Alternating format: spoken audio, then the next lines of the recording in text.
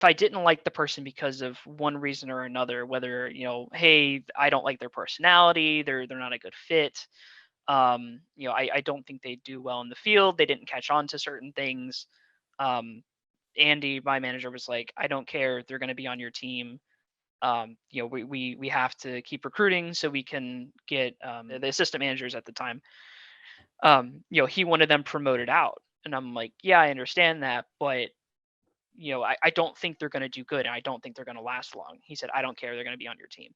So even though I didn't want this person, he still made me train them. He still made me keep them on. And most of them lasted maybe 2 to 3 weeks and then quit.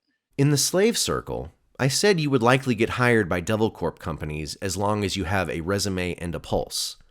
I wasn't joking. What they're asking for is not, it doesn't really matter as long as you have a car and you remotely fit that description of what they're looking for, you're hired. This kid comes in for an interview.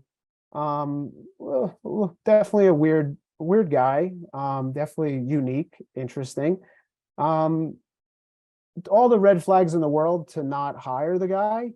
But guess what? He's coming back for a second round interview because why the hell not? He literally pees outside of his car. Like, just opens the door and pees outside of his car. And we see it. We see it in the snow. We're like, is this kid taking a leak outside? And we're on the second floor of an office. Underneath us is a doctor's office that does like rehab and all that.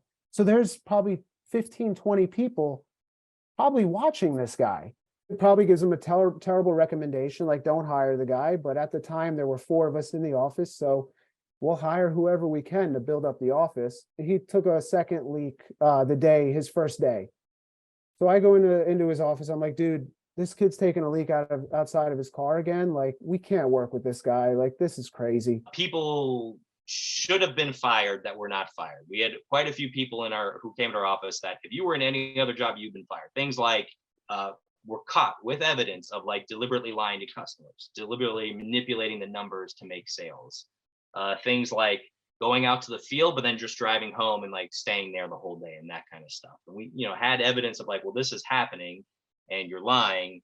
And instead of getting fired, they were just convinced to quit, which I always thought was very strange. Because if it was my office, I would like to have standards and say, well, this is how we're going to conduct ourselves. If you're going to lie, if you're going to cheat, if you're going to steal, you're not going to be a part of this team. But instead, it was more like, well, we can't trust you right now. Do you think it's a good idea for us to continue working with you? Mm-hmm. And they'd say, no, probably not. And then you'd go, oh, okay, well, I guess it's your idea. It's your choice. I guess we're just not going to work together.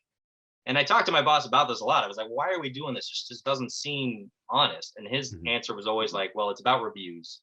We can't afford to have the company get a bad review. We can't afford to, have an ex-employee get mad and do something.